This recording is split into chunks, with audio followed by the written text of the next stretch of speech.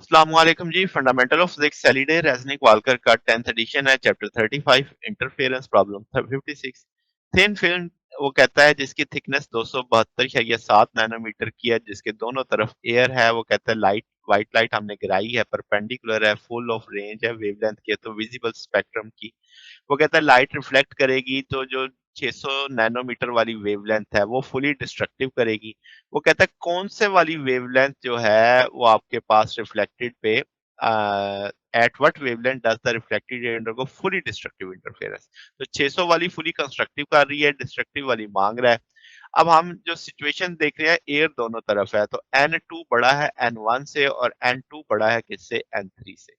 अगर आप इसे N1 N2 N3 कंसीडर कर लेते हैं, तो अब सिचुएशन क्या है, हम जानते हैं जब लाइट डिफरेंट रिफ्रैक्टिव इंडेक्स में चलती है तो जहां से उसने टक्कर खानी है, अगर उसका रिफ्रैक्टिव इंडेक्स ज्यादा हुआ तब उस मीडियम के लिहाज से जिसमें से वो चल रही है तब उसमें पाइप की चेंज आएगी, पाई रेडियन, अदरवाइज कोई चेंज नहीं आएगी।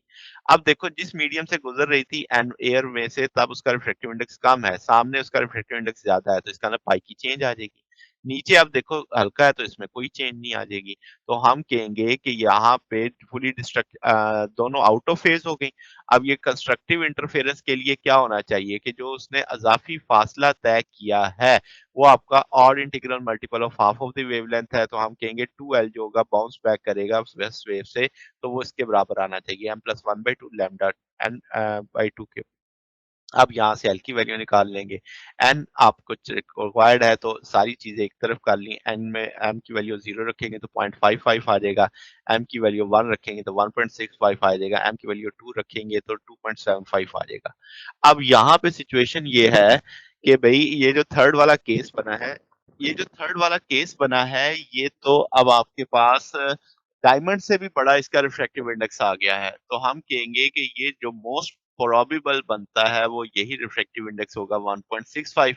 तो हम जानते हैं कि दोनों वेव्स जो है वो आउट ऑफ फेज है। अब एक पाई का चेंज आएगा, पाई का चेंज नहीं आया तो वो डिस्ट्रक्टिव इंटरफेरेंस करेंगी। तो हम कहेंगे कि एक वेव को इंटीग्रल मल्टीपल ऑफ वेवलेंथ होना चाहिए ताकि डिस्ट्रक्टिव की कंडीशन आ सके। तो 2l जो इजाफी फासला है वो हमने डिस्ट्रक्टिव ही रखना है, तो हम कहेंगे कि 2l को इंटीग्रल मल्टीपल होना चाहिए m लैम्डा बाई n के। यहाँ से हम लैम्डा की वैल्यू निकालेंगे। m की वैल्यू 1 रखेंगे तो 900 नैनोमीटर आएगी, m की वैल्यू 2 रखेंगे तो 450 नैनोमीटर आएगी।